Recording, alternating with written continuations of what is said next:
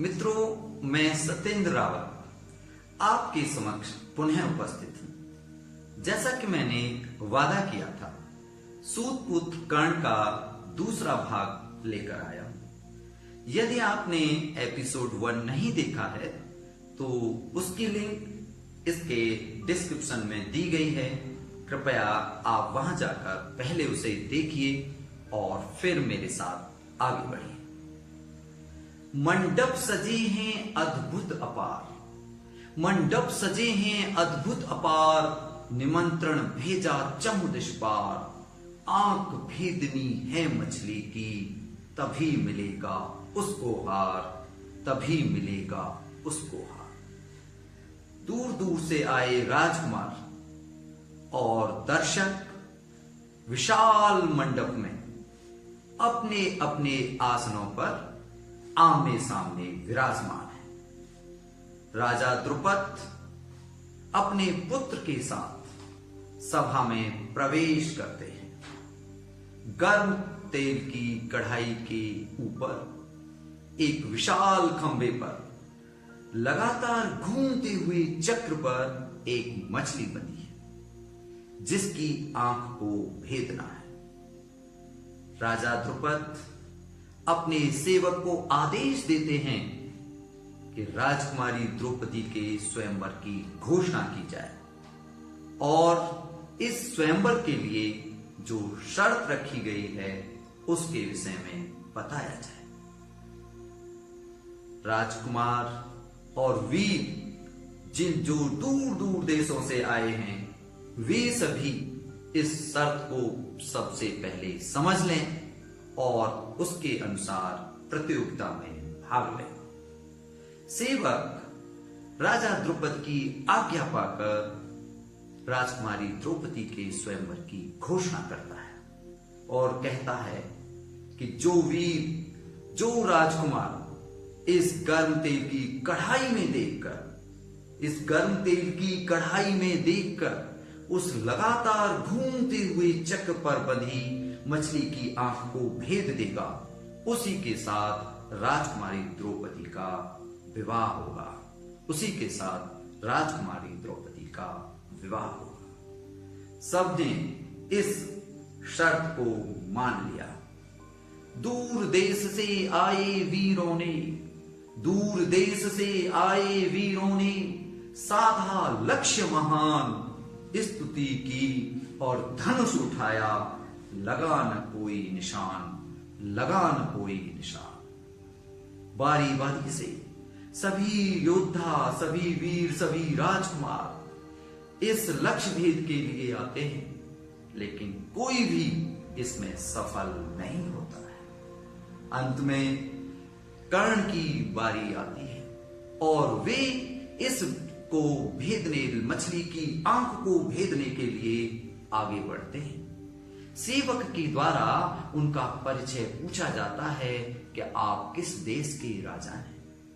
क्योंकि कर्ण किसी देश के राजा नहीं थे तो वे इस परिचय से सेवक संतुष्ट नहीं होता है और वह इसके विषय में राजा द्रुपद को बताता है।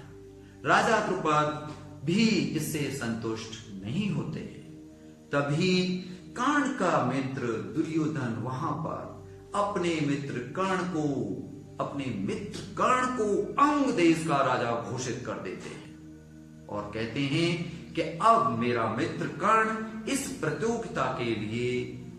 प्रतियोगिता में भाग लेने के लिए जो भी इसकी जो शर्तें हैं उसके लिए वो अब अधिकारी है। लेकिन द्रौपदी उसी समय उसकी जाति पूछ लेती है कि आप किस जाति से संबंधित हैं, तो वह अपने को सूत पुत्र बताता है और इस कारण द्रौपदी सूत पुत्र से विवाह करने के लिए मना कर देती है। राजा द्रुपद ऐसी स्थिति में चिंता में पड़ जाते हैं कि अब क्या होगा और कहने लगते हैं, धरती वीरों से खाली है, धरती वीरों से खाली है, यह एहसास मुझे अब होता है। धरती वीरों से खाली है, यह एहसास मुझे अब होता है। आंख भेदनी थी मछली की, लेकिन यह कब और कैसे पूरा होता है, लेकिन यह कब और कैसे पूरा होता है। उसी समय ब्राह्मण के वेश में अर्जुन और भीम उस मंडप में प्रवेश करते हैं और अपने भाइयों के साथ उस मंडप में वे आ जाते हैं।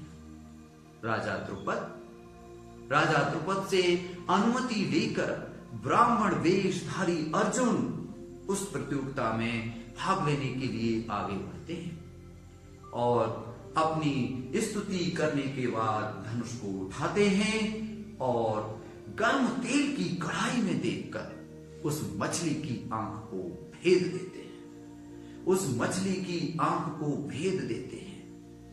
और उसी के साथ जैसा कि इस स्वयंवर की शर्त रखी गई थी, राजकुमारी द्रौपदी अपनी सखियों के साथ आती हैं और अर्जुन की गले में वरमाला डाल देते हैं।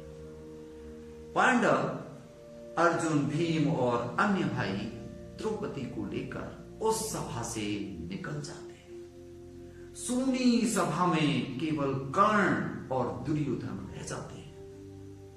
दुर्योधन और कर्ण की बातचीत होती है और दुर्योधन कहता है कि हे कर्ण, हम बलपूर्वक उन ब्राह्मण वेशधारी जो लोग आए थे और द्रौपदी को लेकर के गए हैं, हम उनसे बलपूर्वक द्रौपदी को छीन लेते हैं।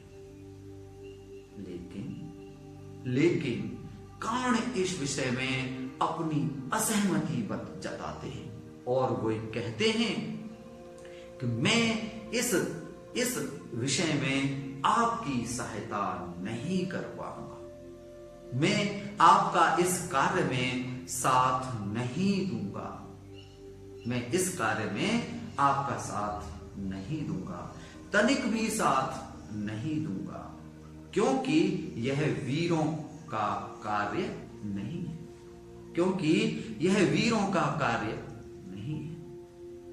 मैं इस कार्य में आपकी सहायता नहीं कर पाऊंगा।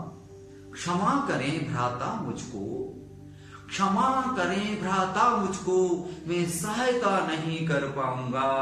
वीरों का काम नहीं है ये, वीरों का काम नहीं है ये, वीरों का काम नहीं है ये। मैं स्वयं को न लजाऊंगा, मैं स्वयं को न लजाऊंगा। इसके बाद दुर्योधन अकेला पड़ जाता है और वह कर्ण के बिना ही उन ब्राह्मण वेशधारियों से युद्ध करने के लिए आगे बढ़ता है। लेकिन क्या होता है, अर्जुन और भीम दुर्योधन को परास्त कर देते हैं और वह वहां से वापस लौटकर कर्ण के पास आ जाता है और उसको आभास होता है कि यह ब्राह्मण वेशधारी कोई और नहीं, ये पांडव हैं, ये पांडव हैं। वह कर्ण को बताता है और कर्ण को बताने पर कर्ण कहते हैं कि ब्राह्मण वेशधारियों को मारने के लिए तो मेरे भ्राता, मेरे मित्र दुर्योधन ने उनको लाक्षागृह में भस्म करने की एक योजना बनाई थी। लेकिन वे तो बहुत भाग्यशाली हैं।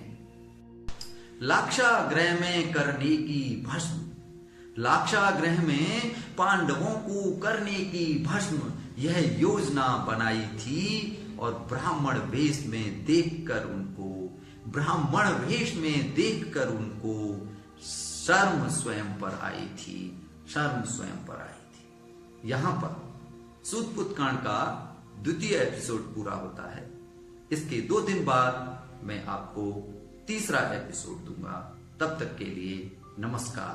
आपका बहुत बहुत धन्यवाद।